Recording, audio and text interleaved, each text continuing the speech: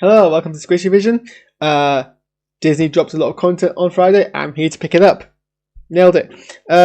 Again, so this is part of my, 11-part live stream series I'm doing right now, where I'm basically going through most of the stuff Disney announced on the Disney Investors Day and give my thoughts on it. So far, we've looked at Disney Animated Studios. We've looked at the 3 visual announcement videos they have done for Andor, The Bad Batch, and Rogue Squadron.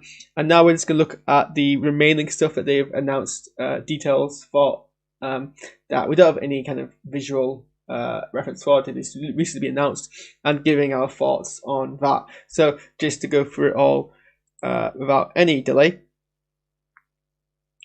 So to kick off, we have Star Wars Rangers of the New Republic. So this is set during the same timeline as The Mandalorian, and it's also, show run by Dave Filoni and Jon Favreau, as well as obviously Kathleen Kennedy. We don't have any more details, I don't think, other than it's going to end in a crossover event, according to StarWars.com, with Mandalorian and Ahsoka, which we'll talk about in a second. So obviously, the New Republic is what came out of the fall of the Empire. So, and we've already seen a couple of the characters of the New Republic in Mandalorian. So I guess this is kind of where this is being brought from. So we've seen a couple in the last season in particular. We've got a kind of a sub plot of New Republic enforcers going around and basically, enforcing the New Republic rule and of the galaxy, essentially. So I imagine we're going to basically delve more into kind of basically the gap between Return of the Jedi and The Force Awakens, where the New Republic kind of rises, but in correlation to that rise, the First Order also rises along with it. Maybe we'll see some of that, because a lot of people are confused about why the First Order was still around if the Empire fell. A lot of people missed what I thought was pretty obvious, that the First Order was meant to be representative of neo-Nazism. So even though we supposedly beat fascism when we beat the Nazis in Germany in 1945, yet we still have Nazism alive and well today in the form of white supremacy. And I thought that was blatantly what the sequel trilogy was kind of referencing with the First Order, that even when you beat fascism, unless you actually destroy the root socioeconomic reasons for why it thrives, they're just going to come back, and it's going to be very cyclic. So hopefully we'll delve into that, as well as Rangers of the New Republic. We also have Ahsoka. People keep calling this a spin-off of The Mandalorian. I want to know how I don't know if I call it a spin-off of Mandalorian, because really everything that's not one of the main Skywalker saga films is technically a spin-off of Star Wars. So technically all of these are spin-offs of Star Wars. And is it really fair to call Ahsoka a spin-off of Mandalorian when Ahsoka kind of preceded the Mandalorian as a character and an entity in Star Wars? Really, it's more of a spin-off of the Clone Wars and of the Rebels than anything else, I'd say. I suppose it's a spin-off in a sense that it ties into Mandalorian and the Rangers of the New Republic directly. And this is kind of the interesting thing I've just spotted here, that there's going to be kind of crossover between the 3 series. And I guess that does then confirm where this is going to lie in a timeline. So this will I'm hoping. Well, so people were wondering, when Ahsoka mentioned Mandalorian that she's chasing Thrawn, does that mean that Thrawn's going to appear in Mandalorian? I think no, it's more likely that Thrawn's going to appear in Ahsoka, appear in Star Wars Ahsoka, and basically that's why I think we only got a really brief appearance of Ahsoka in Mandalorian. Been testing the waters of how well the character worked in live action, and when the character was received quite positively, the plan was always to then go into their own show if they were received quite well. So I think we won't see much of Ahsoka in The Mandalorian, maybe an appearance in this Friday's episode. But other than that, probably not a huge amount because they'll probably be focused on their own show. And I think basically, essentially, Ahsoka appearing in this season is what we call a backdoor pilot, where you test the idea of a character or a concept in another show, and if it works, then that becomes a pilot, and then the show follows on from that. So I think Ahsoka is going to basically be exploring a lot of what Ahsoka does next, rather than backtracking, and we see kind of what happens between Rebels and this. Although maybe we'll get that through flashbacks as well. Yeah, we don't have really much more about the show. Nothing more about the casting, other than it's going to be exec produced again by Kennedy, Filoni, and Favreau. And yeah, it's set around 9 years after the Battle of Yavin, which is the same year that The Mandalorian is set. So yeah, actually, yeah, that's confirmed. That's confirmed in StarWars.com. But yeah. So yeah, based on kind of I think it's interesting. I think it needs to be careful because I think Ahsoka's interesting when the concept of Star Wars introduced that was hated by a lot of fans. That's not the interesting part because a lot of Star Wars is hated by Star Wars fans. You can't be a Star Wars fan unless you hate Star Wars. But then progressively became more beloved as I think they started writing it well, and as she became more of a hallmark of the Clone Wars, and the Clone Wars became well, and people associated Clone Wars doing well with Ahsoka being a good character. And she's a good character by a lot of means, and then obviously she was quite well received in her short appearances in Rebels. So, and then obviously, yeah, again and also in the Siege of Mandalore arc as well. So I think, yeah, it's we could see more of the character. They just need to basically do it well and not kind of undermine all the work they've done building up Ahsoka. I think some people got through 3 concurrent series about the same thing, but that's interesting. I don't think we've ever had that kind of. I know we often, like Buffy and Angel concurrently kind of mixed with each other for the middle parts of both of their runs. That was like 2 series. This is interesting. We've got 3 different series, but it's made by the same people, and Filoni's as a creative lead is quite decent. So yeah, I think we're expecting good things there. So yeah, I think there's a lot of the plot lines that are set up in Ahsoka's appearance and the Jedi and Mandalorian about finding Thrawn and maybe even Ezra. So I guess we might. A lot of people have been waiting to see a lot of the Rebels characters come back. I think if they did, they'd come back in here. So we'd see kind of if we're going to see Sabine, we'll see Sabine in Ahsoka. If we're going to see Ezra, we'd see Ezra in Ahsoka, rather than in the Mandalorian.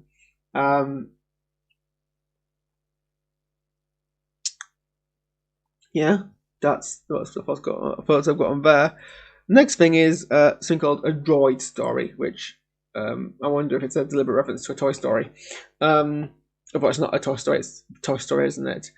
But then I suppose I think I'm mixing Toy Story with Bug's Life. So this is actually apparently a television movie. Although I discussed in the first one of these live streams I did today that we're rapidly blurring the line between TV and film.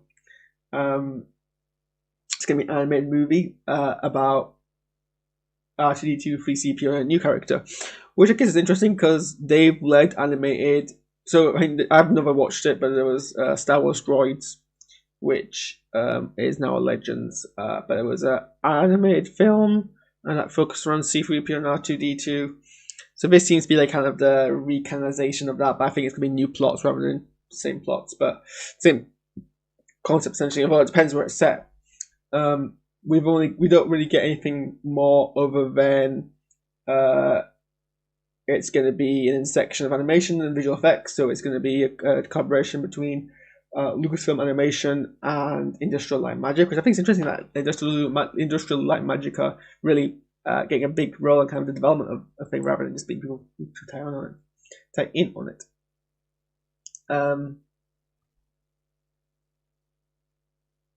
So yeah, it's meant to be a film, but it's not. It's going to be a film for Disney Plus, but we don't have any more details on that. So next we have up And I imagine it'd probably as animated, it'd probably be very child oriented. Not that Star Wars as a franchise isn't overwhelmingly child oriented. I don't think there's any kind of adult content in Star Wars. Like even Mandalorian is pretty child friendly. If you compare the Mandalorian to say like Star Trek Discovery, definitely different age groups there. But I think this is probably going to be more towards a younger audience. I don't know. I don't know how I feel about, because this is the same. I always felt the same thing about the Clone Wars episodes that were basically oriented around the droids, around R2-D2 and C-3PO. I never really enjoyed them. Like, I love the characters as kind of a Greek chorus, as like the Star Wars equivalent of a Greek chorus, where they're in the background and observing this story, but they don't really play a big part in it, other than being kind of observers. I think if you make them, I never really got behind them as being the lead of any Star Wars story. So I'm not sure how much I'm digging this. Like I've said, whenever I've seen animated things starring C-3PO or R2-D2, I've just been like, well, it's kind of amusing. It just always seems very childish and very kind of relies a lot of like comedic slapstick and kind of comic relief, but not ones that are done tonally well. Like, you can have comic relief characters, but if they're not done well, they kind of just be a bit exasperating. I've always felt that the case. Like, there's been episodes where it's always been very, very dark in the Clone Wars, and then you have episodes where these guys are like the front characters of that episode and the focus of that episode, and it just ruined the tone for that kind of arc for me. Not ruined it like irrevocably, but like it's like it dips, much like my view count dipped on here as well, at some point. So I'll watch it when it comes out, but I hope to be surprised, is what I'm saying. So we have Star Wars, the Acolyte, I think that's how you pronounce that. So this is not Favreau. Yeah, who's leading oh wait, we don't even know. Whoops, we don't even know who's leading a Droid Story, by the way. That's not been announced. This is being showrun by someone called Leslie Headland, who this will be their first Star Wars contribution. They've worked on some other stuff, but this is their first Star Wars contribution. So this is interesting. It's covering the final days of the High Republic era and the emergence of dark side powers. So this is something we've really seen for sure in canon. Obviously, there's probably this era has things referenced a whole lot in Legends. And I know vaguely about some of it, but obviously a lot of that's kind of been surpassed. So this is basically 100 years before we see the events of the prequel. Well, no, this is 100 years before Battle of Yavin. So this is when the Galactic Republic was at its height. So this would, if it's 100 years for the Battle of Yavin, it'll be 80 years. So this could be anything between 80. Well, yeah, if this is towards the end, this will be like around 80, 100 years before. So it's interesting. It'll be interesting to see that on screen, because I think really we've only really heard about these things canonically in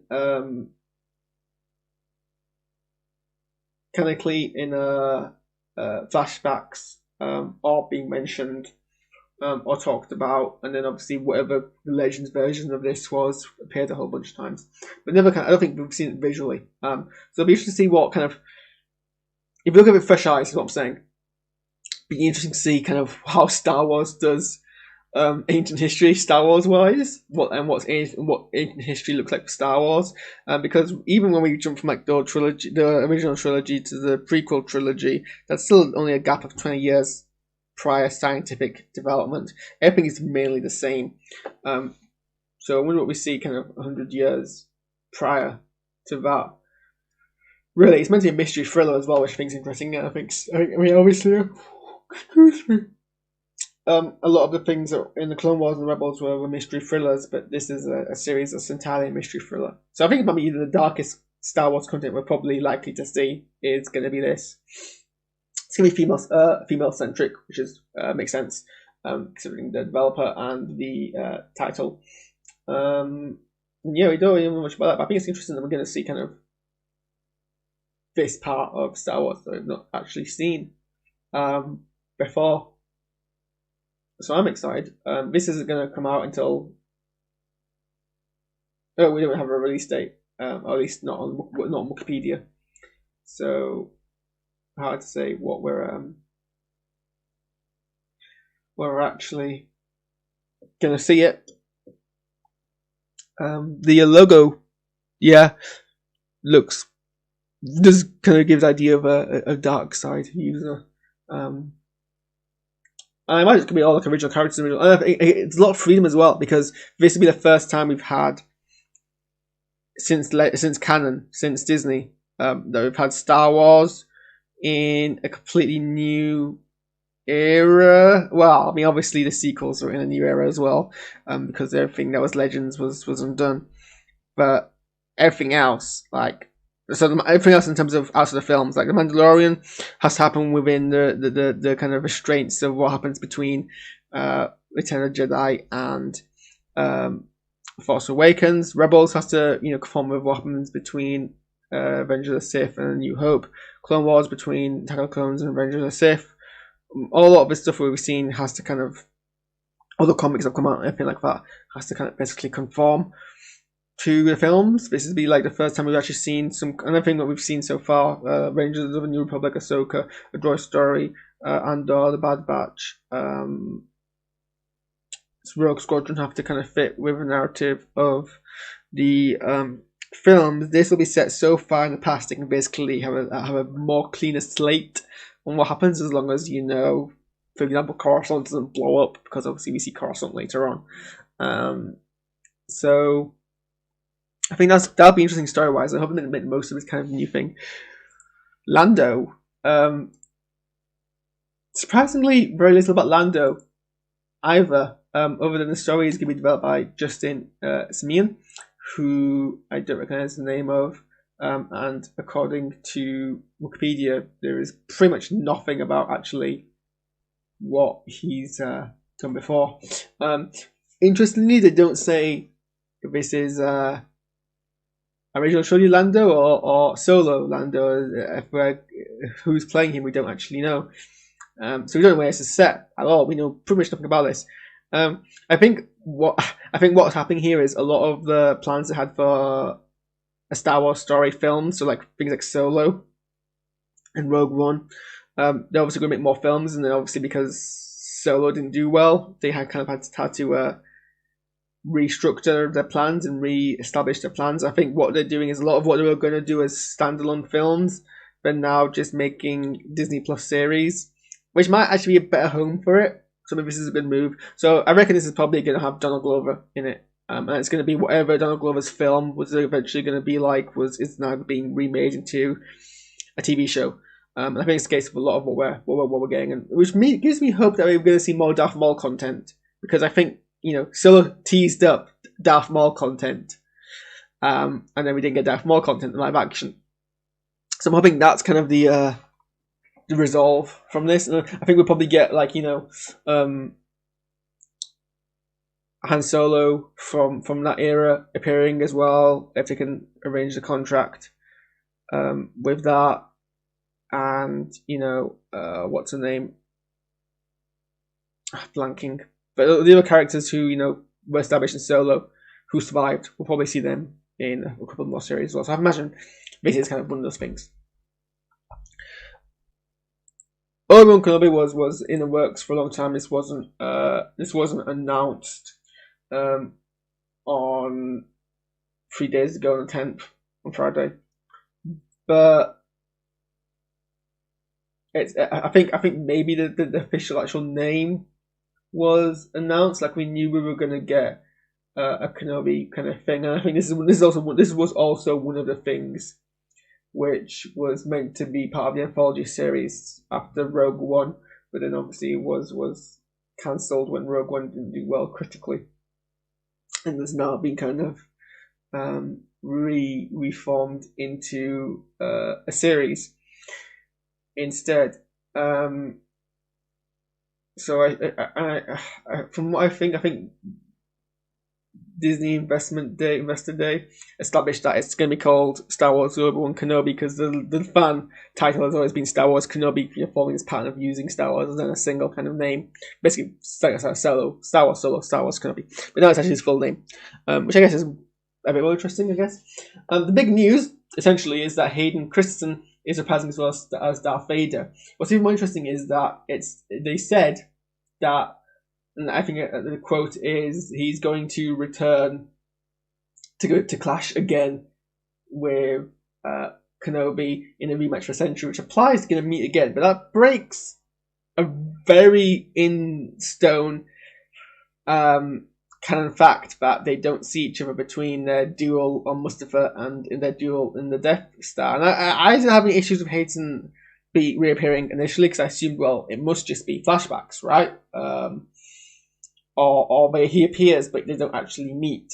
Because it was also, when you think about it, it's weird that they'd get Christensen back. He's not the Darth Vader actor at the moment. Darth Vader physically is being portrayed, because obviously David Prowse retired.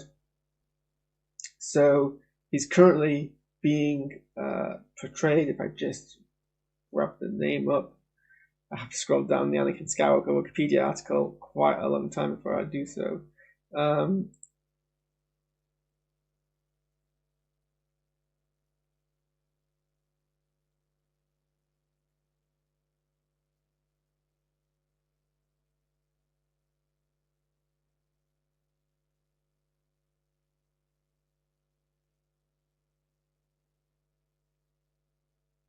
Where is it? We played him in Rogue One.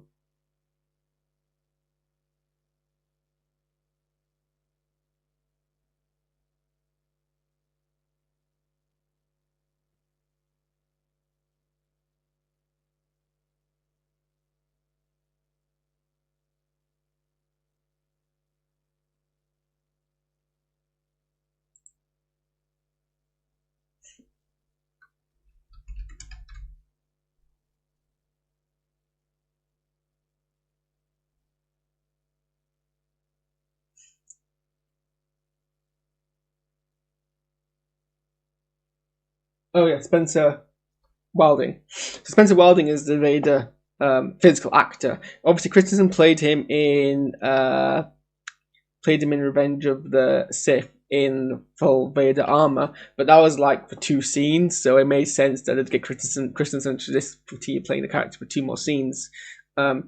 Whereas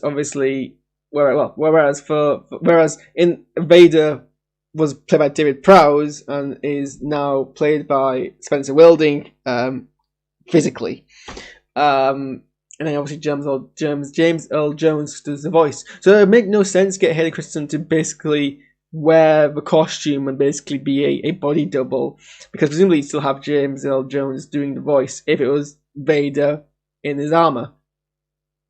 So to me, that makes me think that we're going to see Hayden Christensen, see his face, see him out of armor, which either implies a flashback or implies some sort of, not actually Vader, but kind of a Force spirit or a Force manifestation. Or we'll see Vader, but he will be separate and take his face off. But that line about how, take his mask off, but that line essentially about how they're going to clash does confuse me, and I wonder what they're going to do.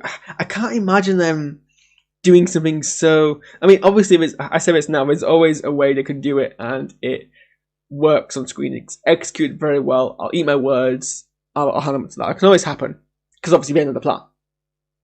But also, I can't think of a way where thematically, and to be fair, like even in thematically having Palpatine in Rise of the Skywalker was a mistake thematically, so they could always ruin it thematically back. But it breaks so much of the... I mean, it won't be the first time that Count Dooku's line in Revenge of the Sith of, twice the pride, double the fall since we last met. That kind of thing was always written as a reference to when they last met at the beginning of the Clone Wars, with the inference that they haven't met that entire time. But obviously, when they met a whole bunch and got then have to retcon that line to refer to whenever happened to be the last time they met before that time, which makes it less impactful, I suppose. Although I guess it makes it more realistic that they wouldn't meet the entirety of the Clone Wars. But I mean, I guess not impossible. So it won't be the first time, but then it kind of breaks the whole impact of the moment where they meet again in the Death Star. So I am anxious, extremely so, about how they're going to actually execute that. And cross my fingers they don't actually have them meet in a way which ruins it. So we'll just have to yeah, I've just seen the comments. You all did tune at the wrong time. But I've just about finished Star Wars, so I'm about to move on to Marvel in a few minutes. So that'll be something more interesting, I suppose. Yeah, let's have to wait and see. And the last thing that they have announced is Star Wars Visions, which is basically Star Wars anime they're making. It's going to be released in 2021. The animation is going to be done by various Japanese animation studios. So it seems to be it's an anthology series. So it's going to be 10 separate short films in various Japanese anime styles. So that'll be definitely interesting to see, because I mean I love kind of everyone I think loves the aesthetic style of anime. So seeing an official Star Wars anime kind of content would be great to see. Other than these stuff, we also have, I think there was a Taika Waititi film announced, but nothing other than Taika Waititi was going to direct a Star Wars film, which would be great. We obviously have Kevin Feige's film. Then we also apparently have a film in 2025, but I don't think anything really has been announced about that. We also have a film in 2027, but I don't think anything else has been announced about that. And then we have an untitled trilogy, which I think is Rian Johnson's trilogy. Yep, it is, which is going to happen at some point in the release date. So those are all the kind of Star Wars details that we're up to date with now. So, and I realised that having talks now for about non-stop for about I think like an hour, I should probably move on. So yeah, give me a couple of minutes and I will be back. Next thing we're going to talk about or watch is Marvel. I believe it'll be the Marvel Loki trailer teaser, whatever they released. So give me about 5 minutes and we will delve into Marvel. So see you then.